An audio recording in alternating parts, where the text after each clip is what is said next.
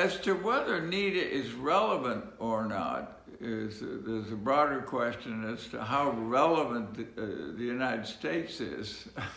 I always believe in NITA, and whether the United States is quite ready to have a public combat of important issues where a jury decides versus 2,000 settlement conferences or plea bargaining on the criminal side, both of which I do, is an interesting sociological development. Because yes, the answer is it's very, very relevant.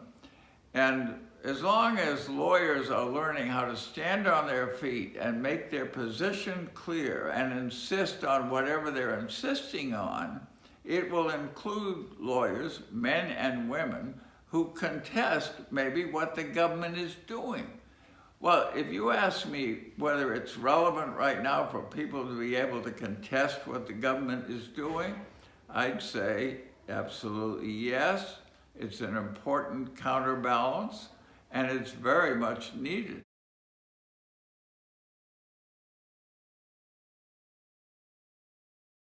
Well, I think the planning, the work, of course, by everybody is very impressive.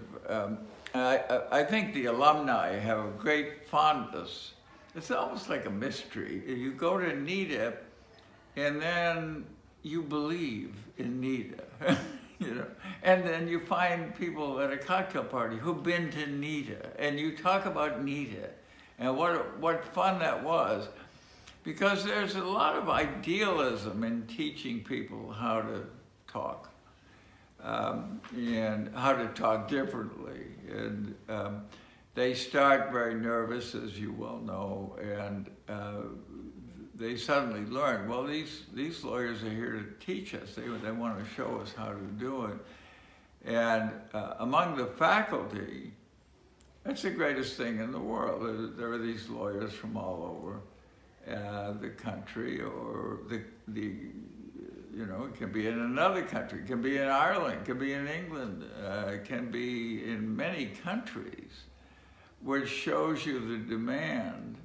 And I would perhaps idealistic translate that into a democratic demand for the same reason that it's good to teach people how to stand on their feet and sometimes contest power, which is wrong.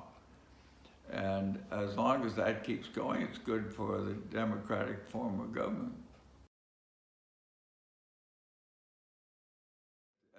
The luckiest thing that happened in my life is that I got to associate with trial lawyers in lots of different ways.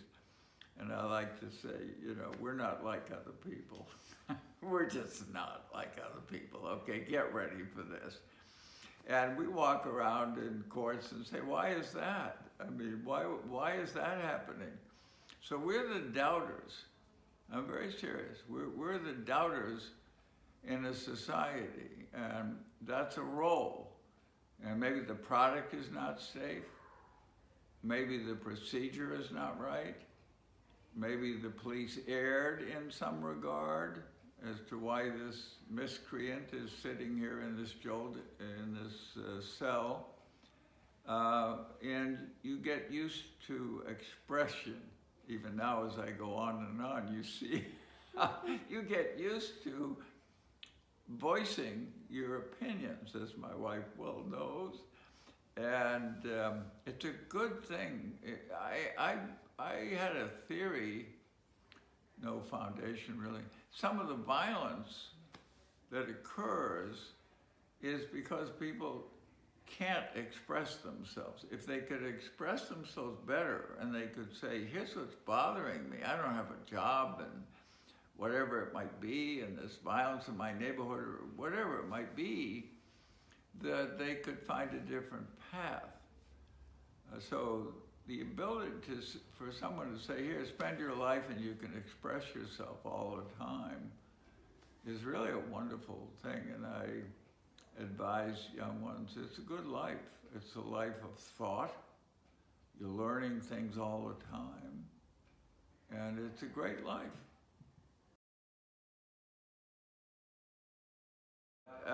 I think personality is the great enemy of good advocacy. I mean, do you know who I am? You know, that thing. And we do have in the country a few people who feel entitled. And that doesn't work in the courtroom. In the courtroom, you have to be just one of the people. You really do. And I've seen some of that. There's not a lot of that. Most trial lawyers actually go the other way. The more cases they handle, the more people they know and represent, the more judges they're in front of, they get much better at reasonable advocacy. But there are some people there that overdo it.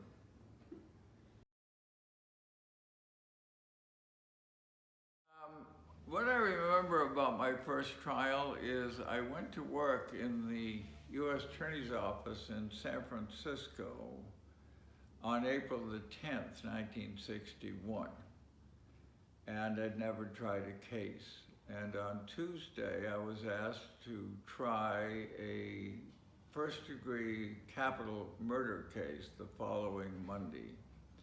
And I've been walking around in law school and a year and a half in a personal injury firm saying, you know, I'm going to be a trial lawyer. I want to try a case. And here they're saying, okay, Monday. And so I said, okay. And what I remember is realizing that 3 years at the Harvard Law School was a complete waste of time. I did not have a clue. And it was from the Pima Reservation, the murder case was, and there was a gentleman who was juror number 3, and I was trying to question him, and he lived in the same small town, only had 6 little houses on the Pima Reservation, as the defendants.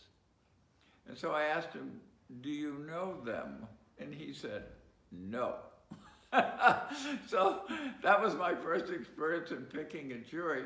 We got through it, and we had to decide on that Wednesday, I think, whether to ask for the death penalty. And I was opposed to it. Another assistant thought we should ask for it. We went into the boss, and the boss thought, no, we shouldn't. They were juveniles. So we had, but we had that power. I was totally unschooled. I'm 26 years old. And if I want to ask for the death penalty, I could do it. There's much different now. There's all kinds of restrictions. But that lesson of power that lawyers have is much broader than criminal law. It's the power to settle cases and obtain custody of children. That's a power.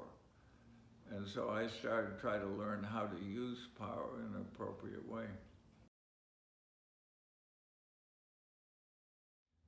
The more that you practice your speech, the better you will be.